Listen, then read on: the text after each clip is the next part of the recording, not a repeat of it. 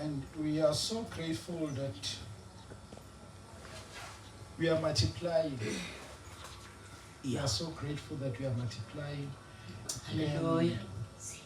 Kubo bonke abaministerishayo nabafakazelayo nabamema abazalwane siyabonga umsebenzi wenu lo bazalwane futhi niwenza kahle niwenza ngesineke uNkulunkulu anibusise. Amen. Hallelujah. Amen. Sibonge mama uMhlongo. Ibhadasiya ngidiswi. Ibhadasiya ngidiswi. Izincwadi ezenzo chapter 3.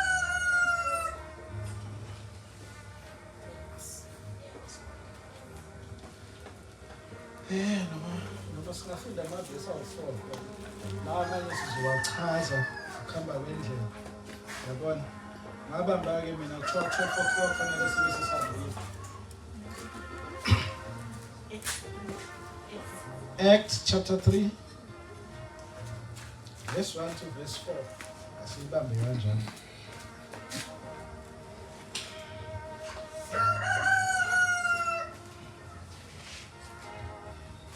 Ukube bengenza i-topical sermon bengingasho ukuthi a material condition comforts a man to an extent that he does not expect any miracle from God. Isimo umuntu akuso kumenza ukuthi akhululeke azangalindeli lutho olungase lwenziwe uNkulunkulu phezulu kwempilo yakhe. Osetholile ngicela ngifundele. Muze ngigane bazalwane. Muze ngigane abhilite umama bakhona ufundayo. Muze ngigane. Verse 1 to verse 4.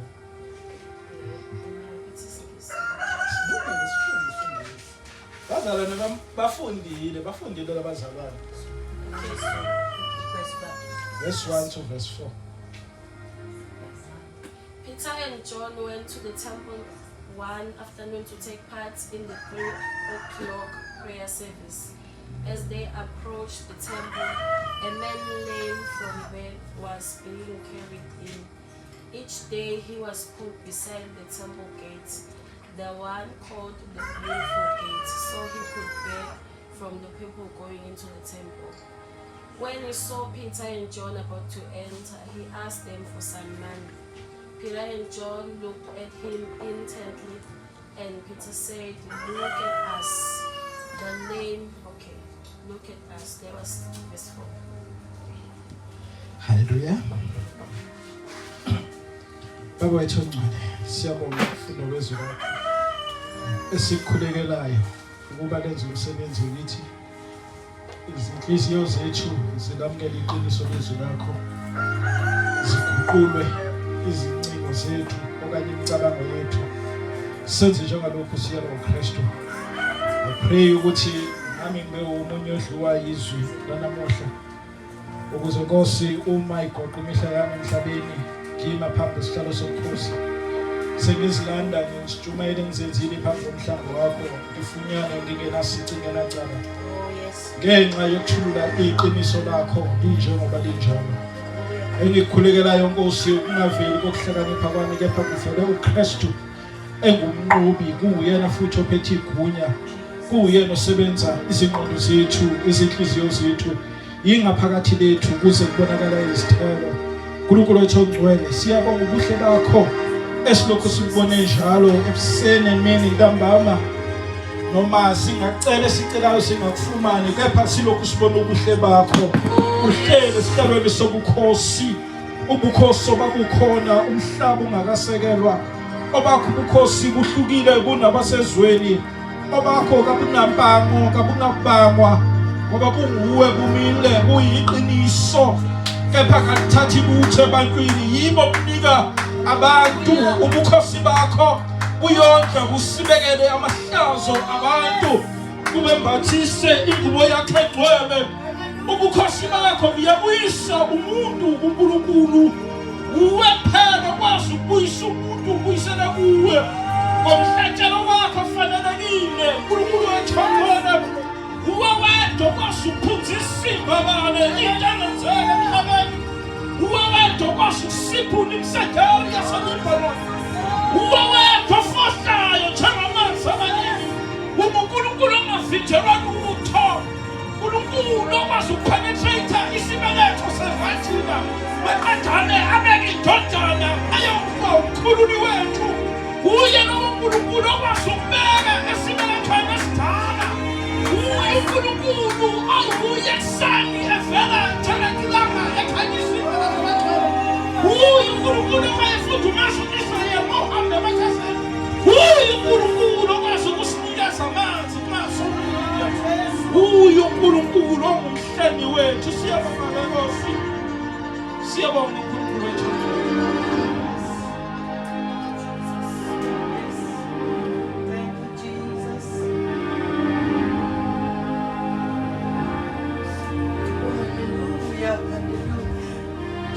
Chapter 1 masiubheka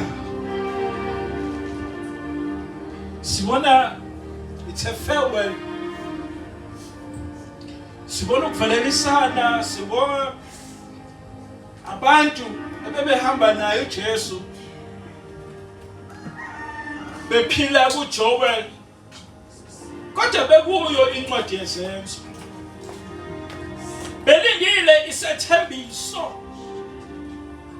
futhi beqinisekisiwe ukuthi ohambayo abashiyi bodwa. Bayaqinisekiswa futhi bakunalela themba baphila kuJoel kodwa bakuyo incwadi yezenzo kuchapter 1.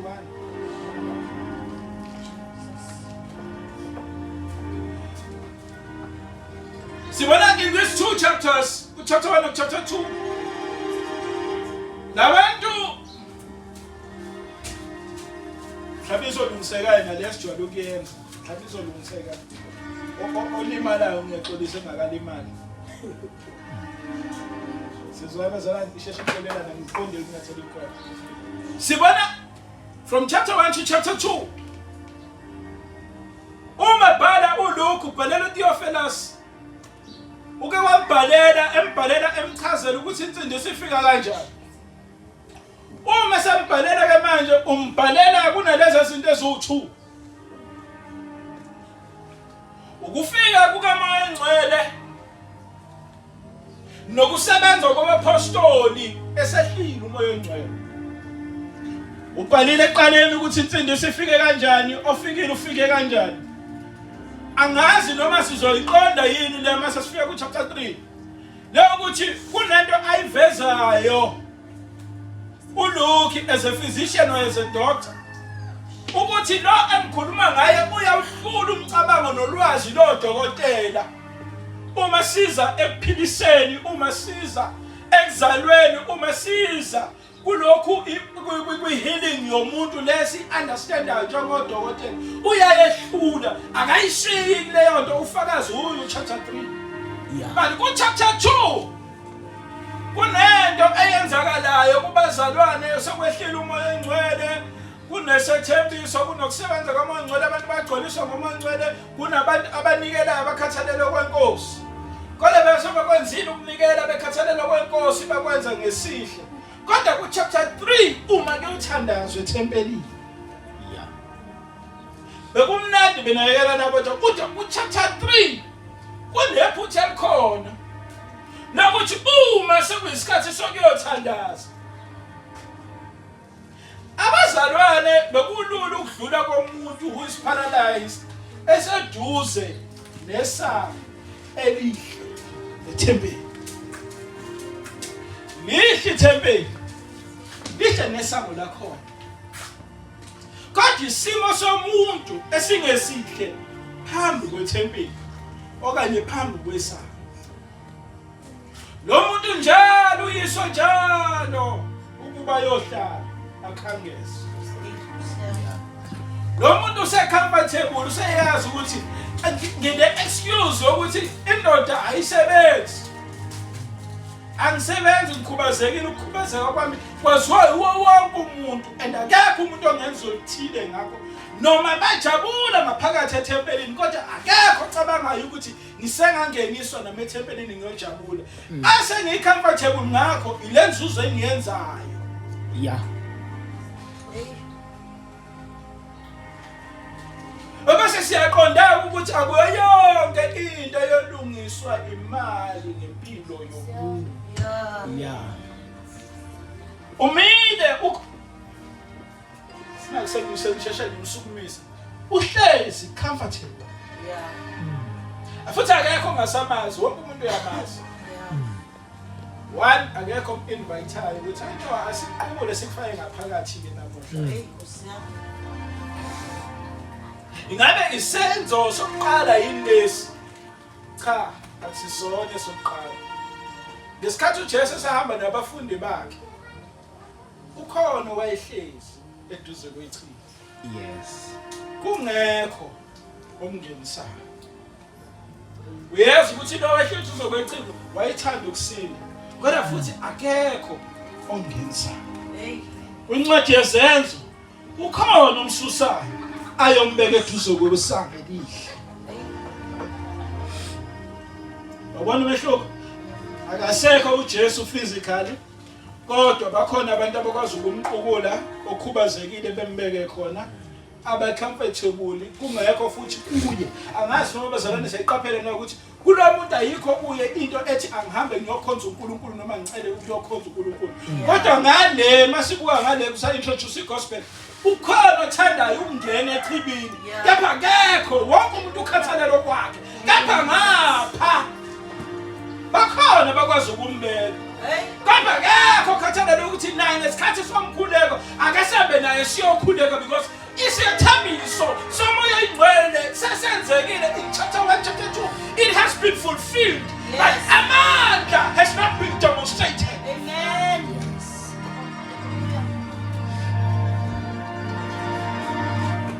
Uyabona la ku chapter 3 ayikabikho into ekhuthaza bazobheka chapter 1 chapter 2 mayiqala chapter 3 ayikho into esikhuthaza engasenza ukuthi sigijime siye ngale ukuthi siyobheka ukuthi igama lakhe liliwa amaguni ukuba zonke izizwe ziguqa sivuma ngomlomo yazi ukuthi uJesu inkosi. Yes. Chapter 3 from verse 5 to verse 7 la esasiqala sikhuthaza sesigijima seshiyo cross reference sithi njengoba kushiwo ngale inenxa ukuthi ku verse 4 uthe uPeter uma beyibona le ndoda athi sibheke mayibheka le ndoda ibheka with expectation. What are his expectations? Ukuba ngithola imali. But what Peter is offering uPeter unikezani la umuntu wasizinto so ngiyabona bazalwane ukuthi masiza endlini kaNkulunkulu it is not money that we are expecting ngoba kwayona imikho kasinakho ukuthula. Hallelujah. Futhi nayo mayikhona isenza singawusibona isidingo sokuyokhonza uNkulunkulu. Yes. Amen. Nabakhonza uNkulunkulu basibona singekho nesidingo sokumema ngoba kahle ngoba ukhambathile lawo. Yeah.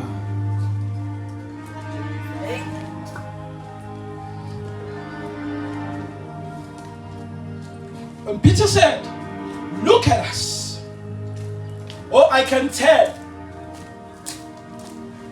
One, they hold a big title that is well respected. And masobheka kahle abantu bayaqala ukuhamba bekhululeke kanjeni absentia of uJesu physical. Usehambile. Yabona manje they are on their own. But he's with them. But phambi kwabantu they are on their own. Yeah. In the book of Luke chapter 9 verse 1 to verse 6 ila khona ke abasikhona oPeter ukuthi we were trained by Messiah. When we were disciples we were trained about him. In chapter 3 ila khona sekufanele kuvela ukuthi nafundiswani nabonani nakholwa yini into enayamukeliswa. Jesus. Ebese siyaqonda ukuthi uJesu mashaya lomthandazo wakhe awushaya encwadini kaJohane athi Nkosi sengikhulekela labo ngiphe bona. Asibashayele izandla.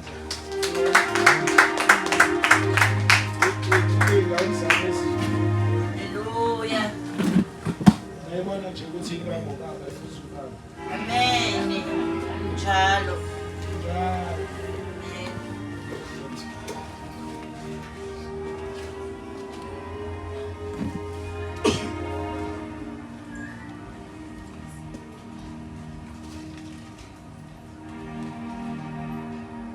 When we are comfortable with our material condition or our situation, we tend to forget that one day things will change. Yeah. Sometimes, with a reference in Piloga Matthew Kosheji, he was paralyzed. God, akayitholanga healing physically. Amen. Kodwa unento eyenza uDavid ukukhumbula amazwi esethembiso. Yeah. Ukuthi kukhona into engavumelana ngayo noJonathan. Uyafunwa uyatholwa. Abantu kaJonathan ayibona yona ifit kuyohlala etafuleni lenkosi. Ngiveza lesi simo ngoba ngenzela ukuthi siqonde ukuthi esehleze etafuleni wonke umuntu wayembona enormal. Ehla. Enormal njengabo bonke abantu. Indwangu yayisithile ukukhubazeka kwakhe. Yeah. Yeah.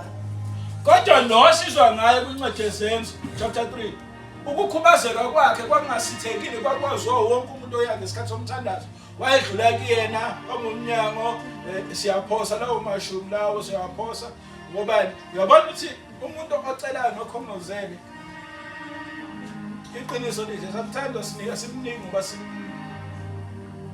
sithanda ngenhliziyo ezimhlophe uzoluthe ngabe sangubana la futhi nayo sizwe entitled futhi anibuke kabi yabona ndonibuka kabi manje nakuseni inkhohlwa nakuseni ngenza isipingi sithi anisalazi udaba lami anisasazi isimo sami nasenindlula nje nakhululeka nje naseniyongena nje nangena yabona nje akasizwe la kuthiwa bathi ningithandazele cha ulindile ulindile Nkosi yami ulindile.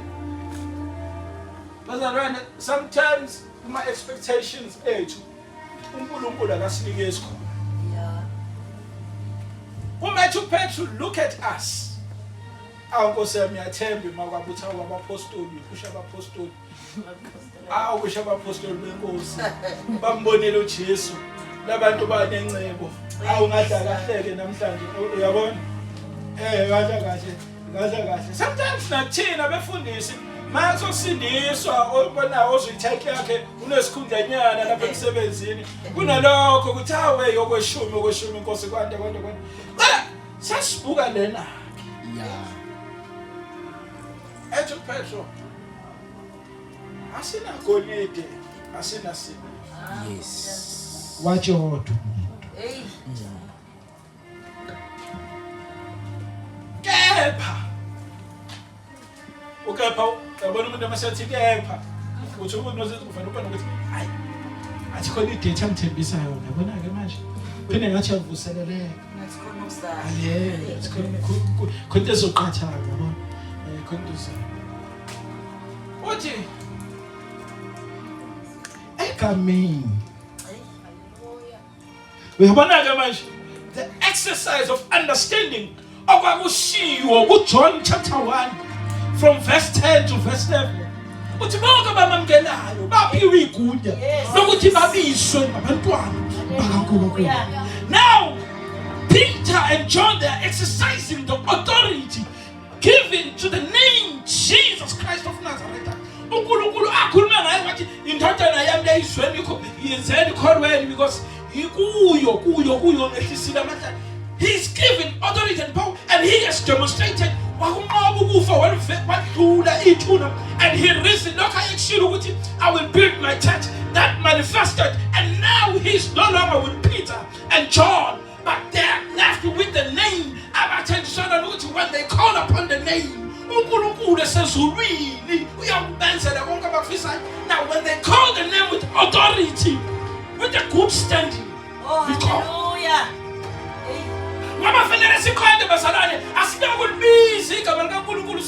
good standing. Yeah.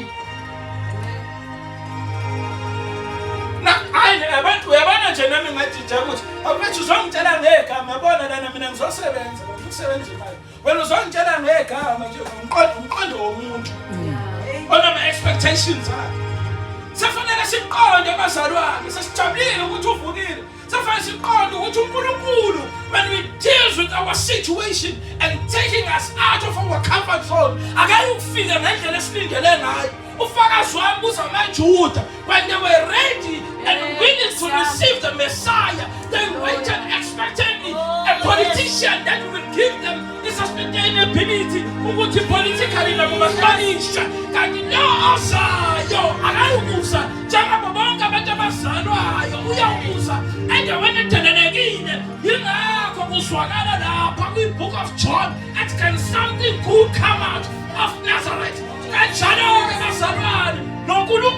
the midst of confusion, when he deals with our situation, he won't come in a way that we are expecting him to do so.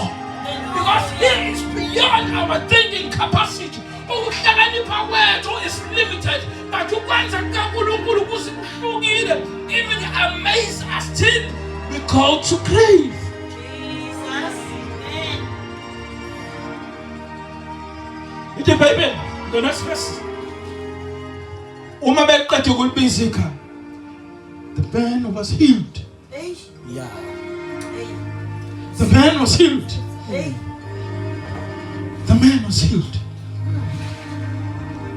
Situation was turned around. We have one again.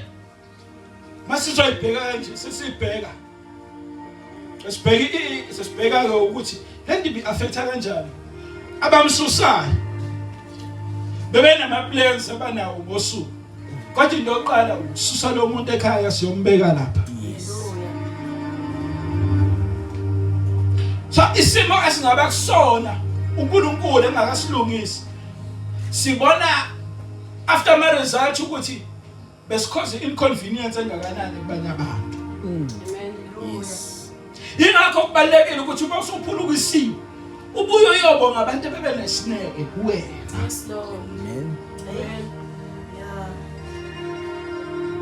Because iqiniso lihle bazalwane sifika endlini kaNkulunkulu sihlukene sinamakharacter ahlukene futhi la siqala khona ukuthandwa bese sikhumbula ke lawa amacala alabo abantu bese siwakhiphela kubantu abasithanda ngokweqiniso ebese besibekezelela besakha besibonela eqinisweni lo thando lukaKristu olumnene. At a later stage we need to go back and say thank you. Yeah. We need to go back and say thank you. Ngaba ungithanda nginje. Yeah. Bazalwane simele ukumbonga uNkulunkulu ngabantu abathuma empilweni zethu ukuba besinakekele bese besinakekelile sibonge nalabo abashumayezayo. Amen. Amen. Sibonga basikhulekelayo. Hallelujah. I know there are situations that requires money, but money means nothing to a certain point compared to ukulungiswa uNkulunkulu. Yes. I believe wazibona esefana nabo wonke abantu ongafanele ukuthatshukela because asizwe kumavesi alandelayo ukuthi engathi senkhohlo ukunginikelela.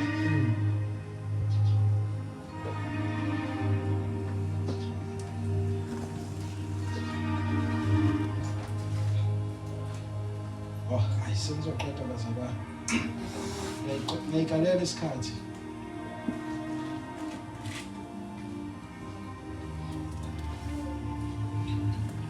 Kukhona esinye isifundo esikhona kuleya chapter. Ozoqhubeka uzofika verse 12. Ukuthi ngesikhathi santambama kunomhlatshelo owenziwa after prayer. Yeah. But sibona uPetro bebona ukuthi lento yalomhlatshelo ayisadingeki. Ngokuba umhlatshelo owaba nguKristu wawungophelele. Ungaphezulu kwenkolo yethu thina amaJuda.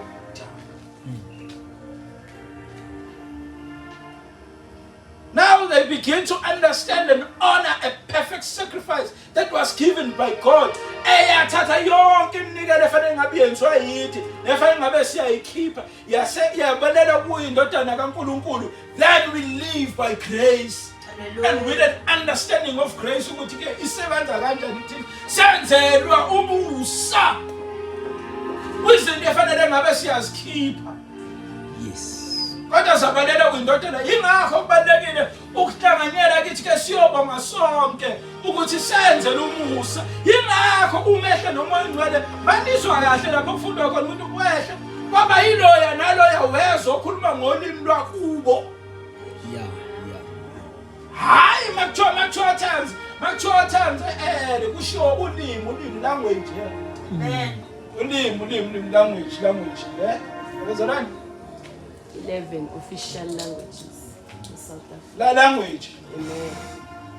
Ngiyabona ithetelele hayi. Fanele sibuzwe ukuthi ngempela yokuchakhuluma ngesibunu khona uzosizwa isibunu. Kanti uma ngekho umusha inkosi yokusiza ukwenza umusa.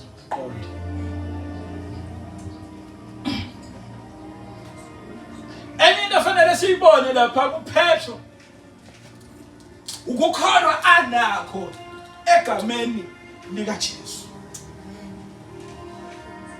Uyabona ke la ukukhuleka komuntu okholwayo igama likaJesu okanye omemeza igama likaJesu kumuntu ongakholwa olindele something that will entertain him okanye ezomnika injabulo yesikhashana.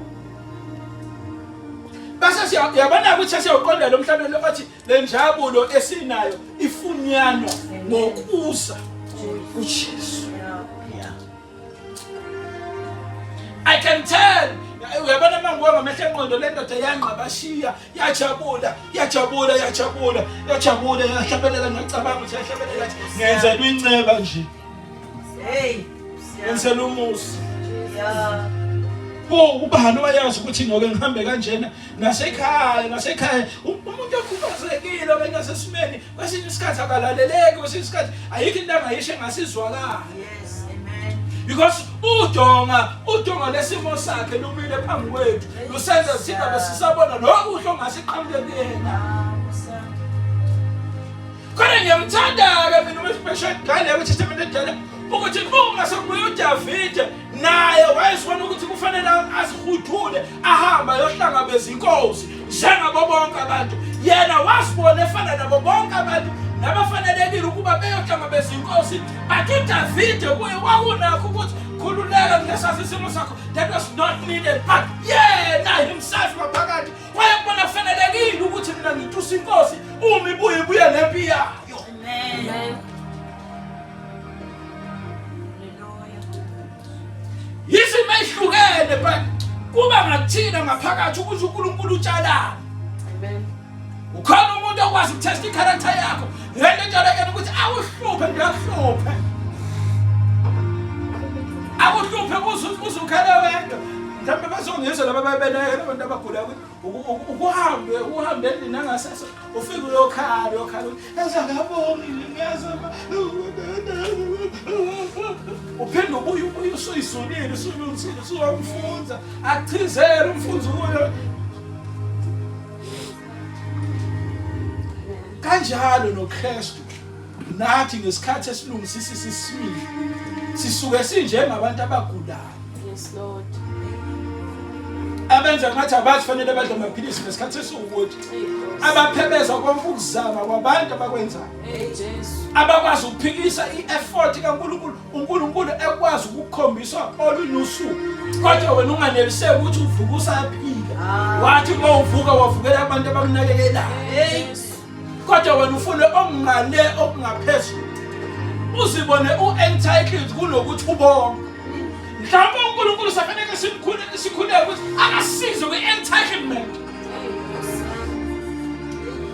akasize la kwi-entitlement Amen. sikwazi ukubona ukuthi umusa lo Yeah. singaboni into ukuthi kufanele umsebenzi wakhe akunjalo bazalwane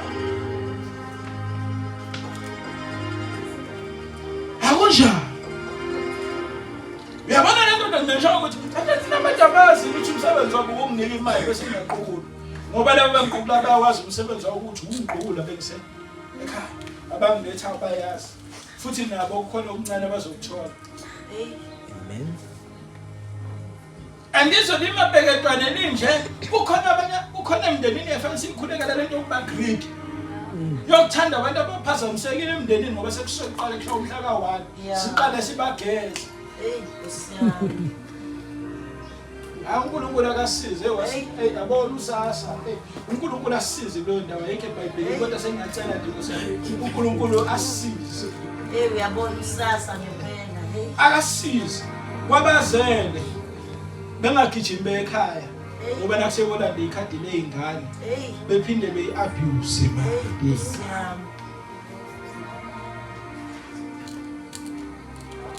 abona ngiyisho nje ngoba ayikho eBhayibhelini kodwa ngifuna sibukele kufanele ke simbonge uNkulunkulu noma ngaphithizela kanjani lo uhulumeni wethu kodwa fanele simbonge ukuthi uyakwazi ukusihlangabeza ngasihlangabeza ngakho amen and asikho entitled kulokho asinika khona uma siphuma siya kwamanye amazwe ngaphandle bayazi lento esiyitholayo asenakho ukubonga kunalokho sibona ithuba lokuyintshontsha futhi lemali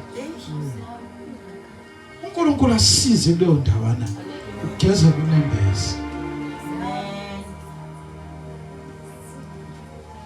uyambona uPeter ngifuna ukuvala ngale nomsebenzi ohlalela ibandla uyambona uPeter ukuthi la bekuyongena ethempelini uyamsiza umuntu uba right usizwa uNkulunkulu ngoPetro obiza igama lika Jesu senze singamniki uPetro icredit ningaze niqhathe nomfundisi noNkulunkulu nimnike icredit ekubeke setshenziswa uNkulunkulu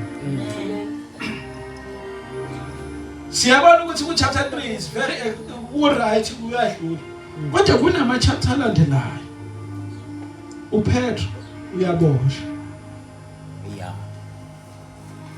futhi uyazi eseboshiwe ukuthi hayi sengiyobulawa right khumula impahla zakhe uyabeka lapha use give up kodwa ku chapter 3 bekusemnandi the beginning of the journey bekusemnandi egameni likaJesu so kodwa uma seboshwe sekuba kubi kumuncu kuyena leya charisma leya excitement leya nto leyo yokuzwa ugcobo lisebenza leya nto yamandla amoya engcwele now isimo sesibuza ukukholwa kwakhe isimo sakhe akusho yena kodwa kwisimo besikumuntu ebesibuza ukukholwa nokuthi beyiqinisa bethu behamba noJesu akasize phela isimo sasimbuza lokho wasohlula kodwa esesiqondene naye samehlula wagive up esetilonweni he gave up mawuzobheka kahle nje yabo manje bengakhumbula ukhololo ngobeke lapha bese ngithi it's a sign ukuthi hayi la sengililahlile ithemba kodwa asibuke ibandla ukuthi ngaleso sikhathi when he lost hope ibandla lalimkhulekela kunephutha futhi elenziwe ibandla likhuleka without expectations alilindele impendulo kuNkulunkulu kepha likhulekela umuntu kaNkulunkulu kodwa futhi alilindele lutho ngomuntu kaNkulunkulu kuna yedwa okusebenza ngehlaka othi makhuleka kadokho eqalaze eminyaka. Hey. uPetro beyamkhulekela ukukhululwa kwakhe uyindida ukusebenza kweNkulunkulu. Yeah. Kuyindida ngoba mawuthi uyakubuza nawe ngeke uzukwenza ngezokunderstand into engachazeki. Kodwa kukhululwa umuntu ongakholwa ukuthi ngikhululwa ngempela, kodwa futhi it's not the first time he's being exposed to ubuthakathaka bakhe. Ubuthakathaka bakhe phela uPetro lokho mawuthi uyabheka nje. Jesu ehamba phela amanzi inkosi makuwena shona ngiza. Hayi yabo. Hey. Lokho usho ukuthi wongaba umholi phambi kwakho unobuthakathaka bakhe uNkulunkulu abusibekele. Nawe mzalwane nobuthakathaka bakho uNkulunkulu abusibekele. Into ayenzayo ngikhuluma ngikholwa esimeni sakho. Nawe mzalwane uyakhathazeka ngami, niyangikhulekela ngezikhathi zonke. Okusho ukuthi ke siyifamily akekho ozibona eyistarring sokukholwa. Kepha ekukholweni endleleni yethu yokukholo siyakhulekelana ngamunye ngamunye. Ukuthi yima naye athi nawe mfundisi yima nabo. Uyabona nami yima nabo. Nami baba ume nami ngithi yima nami. Okay, we are all bound to be weak at a certain point. And we are all bound to pray for one another so that we can be full of strength. In the midst of confusion, people lose hope. They are weak.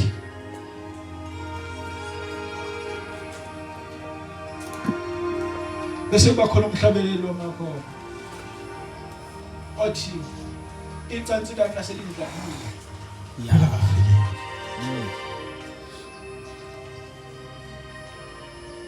Okusho ukuthi when I've already surrendered to death, you came through. Yingakho ngikuthanda lo mhlabeleli othi mercy rewrote my life. La khona uNkulunkulu. In fact uNkulunkulu khona yonke indawo. Yes. Ukuthi akasho lutho akusho ukuthi akenzi lutho. Ukuthi uNkulunkulu akasho lutho akusho ukuthi akenzi lutho. Ufakazi wami owesifazane bayisopha iminyaka. Muzokwa nje ukubona abantu abafaka ibhedlela kuthiwa wophe kakhulu washona. But buka la wesifazane wophe iminyaka asizwe kuthiwa wakwaphelelwa igazi emsebenzini. Ukuthi uNkulunkulu akasho lutho akusho ukuthi akukho akwenzayo. Yeah. Noma wayengopha iminyaka kepha uNkulunkulu wayenza sure ukuthi akubi critical ngalendlela thina sokuba ngayo ngeso lobudokotela ngeso lokuba i-medical practitioner. Yeah. Angithi yabona ukuthi thina masibuka kodwa akasizakali ngani kodwa asisabuka ukuthi uNkulunkulu lo muntu uyamsustain. When we think God is quiet, he's not quiet, he's sustaining us. Oh yes. When you're in that situation and we believe God is quiet, he's not quiet, he's sustaining us. Sibona ngani lokho sibona ukuthi asiyeke ukuzama. Nakusasa sivukela ukuzama. Siphokophele. Yini siphokophelisayo ukuthi sibheke emgomeni ukuthi one day our names will be called. Ukuthi now amaqhawe enkolo ayibambishisa. Yibo labo abakwazi ukumelana nazo zonke izinto ezisemhlabeni. Ibesayimele emhlabeni nazi ngelosi sikaze zimele. So thina siyokwamukela one day bazalwane. Siyafika siyokwamukela khona kuthana amaqhawe. Sivuna abantu abahleli noNkulunkulu abamtusa ubusuku nemini. Thina ukuthi simile emhlabeni samelana negama elinamandla. Awuthi wonke umuntu uyalibiza. Bakhanjana kwenze kumangaliso. Leli gama linamandla liphiwe. Sinikiwe ukuba silibize. Lisisebenzele uma lisisebenzela alilethe udumo kithi. Kepha lutusa ubaba sesulile. Wasebenza wenza emqondisweni. Ngedodana yakhe namagunya.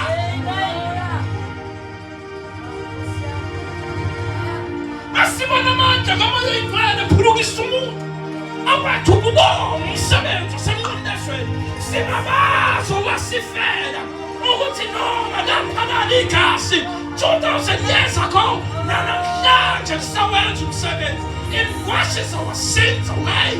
When we lost character, He restores us. Romans chapter 7, uye futhi uKristu asenza kangcono siphakaphela ukungcono ngakusasa. Yingakho sithi we are a better mess than yesterday, because God revived us and He renews our faith and our strength. Asipho amandla okuphakaphela siphakaphela sibuye ngoba uye siyaphila, uye we find our being, uye siyazazi. Congratulations.